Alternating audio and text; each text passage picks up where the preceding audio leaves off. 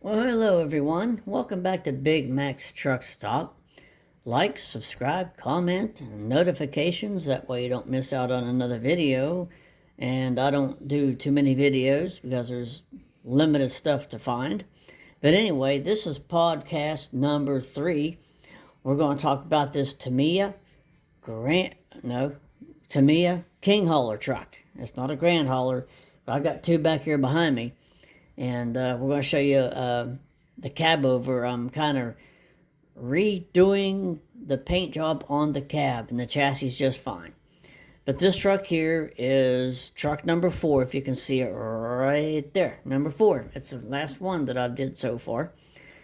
And had a hard time coming up with the paint scheme. I got on the internet, and I found a black truck with the silver stripes. And I thought, why not do a antique white? I like a darker white. Run the blood red stripes and black pinstripes. Yeah, it turned out absolutely gorgeous. I love it. And it's got different fuel tanks from what the Grand Haulers have. And I wanted to do old school smokestacks, and that looks just as cool as ever. And I ordered the sun visor, the chrome stain. It's chrome plastic, and it didn't come with one, so I just decided to buy that. And I bought a brand new full big bumper, and it comes with the shields, and also scratch built a piece of plastic go between the bumper and the grill, and painted it white to give it that authentic look. Also, it did not come with rear fenders. There's a lot to talk about on this truck. The rear fenders are for a Grand Hauler, and I thought I'm going to sand them down and paint them white and continue the stripe works on both fenders, and made a custom fifth wheel with the big the round, and make a flat top on there, and it turned out good. But if you notice, this truck has a Grand Hauler frame or chassis to give it that extended look, because the King Hauler's frame, the tandems would be right here. There'd be a dual here and a dual right here. And we bought the Grand Hauler to extend it back to give it that longer wheelbase. And so it will kind of look better, enhance better, what have you. And when I started up, it sounds like the Caterpillar 3408. And it's got an awesome sound to it. It's amazing. Again, on the other trucks, they got the same function box here. You got your power switch, you got your startup switch, you got your 4-ways, and this button will turn lights off. This one turns all of them on, and this is your sound system volume control. You turn all the way up or turn all the way down, but you don't want to turn it all the way up because it kind of distorts the sound.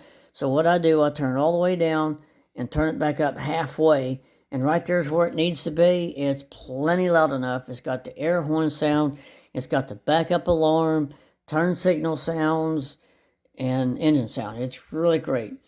And the drive shaft, I do not like joint cups, so what I bought was the regular U-joints for this truck, and the other trucks have them as well.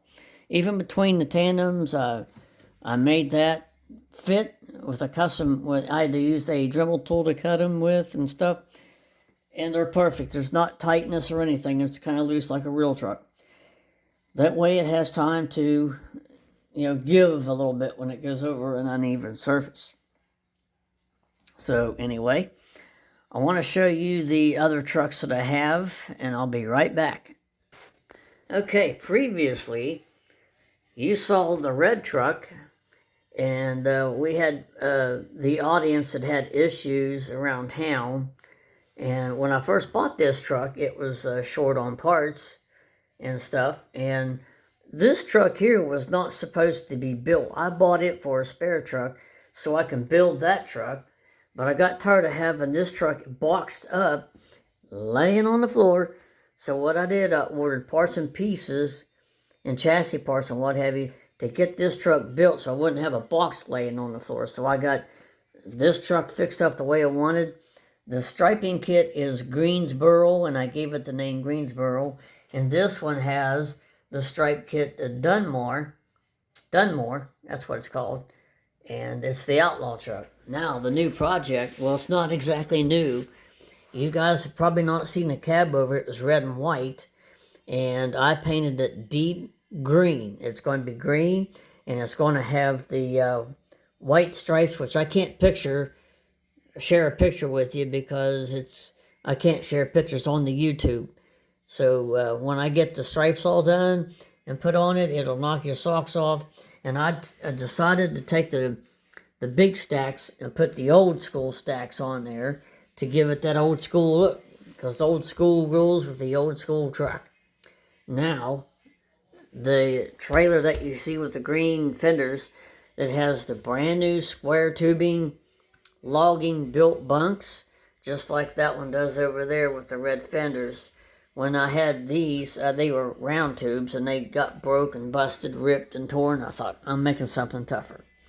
So anyway, let's get back to the King Hauler. Okay, we're back on the King Hauler here.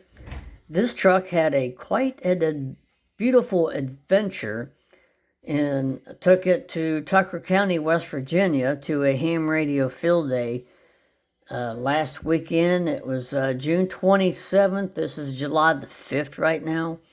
And I could not believe how many smiles I got on this truck. And people just absolutely loved this truck when I took it down there. And, of course, started it up, and they could hear that Caterpillar roaring under the hood, and all the light functions and everything looked good. And people just absolutely just had a ball just looking at it, you know. It's cool. I mean, it does knock your socks off a little bit. And these stripes were very hard to do. I mean, very difficult. The hardest part was doing all this back here. And I'll show you something. On the truck that I found on the internet, they had the stripe come up here and it stopped. They left a gap right there and just had a stripe on the back. But I wanted to fill that in. I wanted that stripe to continue like Zorro or something. So I wanted to put that extra piece in there. And there is absolutely nothing on the back panel. I do have the truck name. Let's see if we can show it to you. I don't know if you can see that or not. It says Phantom 309. I had Prowler on the back and I didn't like it, so we wanted to put an old school name on the back, Phantom 309. Something else I want to share with you. If you can see these fuel permits, believe it or not, there's a West Virginia fuel permit, and these decals are from Tamiya all the way over in Japan. So this truck was, parts and pieces all put together in a great big huge kit for like $400. And they actually had a West Virginia fuel permit sticks and the American flag. The 4th of July, the 250th year celebration, had to put them on there because it's American built, but it's Japanese manufactured, so we had to put a little bit of a touch to it. And if you notice, when I show you the cab over, this is the door handle right here, and this is a handle that's on the sleeper. So they kind of turn things around a little bit. I wish this was turned around, but it ain't. And yeah, it's a very, very, very good looking lights on the top of the cab. It's a good looking truck, and super, super bad to the bone. But if you want to just sit there just for a minute, and I'll pause it, and I'll get the batteries put in it, and turn it on, start it up, hear the engine, turn the lights on, we'll show you some cool stuff. Hang on. Alrighty, we're back, and we're going to go ahead and turn this radio on. Let's make preparations here. Okay, always turn the radio controller on first. If you ever have one of these trucks or any controller, always turn that on first. And then over here, if you have a truck like this, you always want to turn that first button on, which is the power button. And then this has got 3 notches. You always want to put that up into the center notch and don't go clear to the top. Just go right here in the center. It always makes 4 beeps. Yeah, how's that sound? Alright. It's got volume control. turn it clear off. Right there. But I'm going to turn it down so you can hear me. Alright, the button over here turns the cab lights on. Look at that. Those are bright LEDs, brothers. Okay, the headlights, they're pretty bright. Notice the Freightliner clock in the background, guys. I got that for an early birthday present from my sister, and I couldn't thank her enough for getting that Freightliner clock. Bad. Alright. Driving lights. You ought to see this truck at nighttime. It is super bad to the bone. Let's put the four-ways on. There you go. Look at that. This thing looks super bad to the bone at nighttime. What really is the best part of it is those bright cab lights. And as you can see, we got both flashers on in the back. It does have brake lights. Let's see if we can do that. There we go. Can you see them? There's the backup lights. Both of them work. Okay, turn signal. I gotta show you the turn signals. Okay, if you can see the back too, let's see if we can't do something really cool here.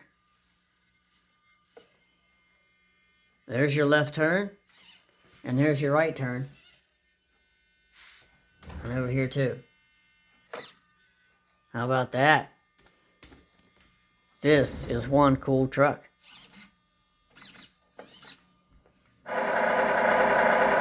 And check this out.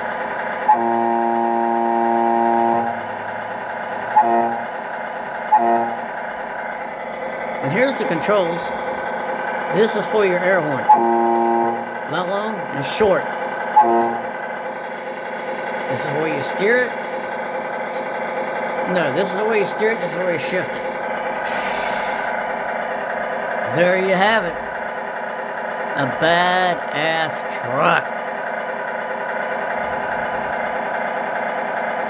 Cool as heck. Alrighty guys, that is all I have for you. Until the next time, we'll do a Pod 4 on the cab over truck whenever I get it done. It's got a lot of work to do to it. I still have cab lights ordered for it just like these. They're going to be bright as ever. And it's going to have the double headlights like on the other Grand Haulers, not like this truck here. It's got big driving lights to make it really bright at nighttime to drive. We're going to have a lot of fun whenever I get that truck finished up. So anyway, I hope you enjoyed this video on the King Hauler, which is a 2002 Freightliner FLD 120. So until next time, I hope you'll join me back next time when we do the cab over. I'm not sure how long it'll take, but we'll when it gets there, we'll get her done. But until then, I'll catch you on the next one. See you later.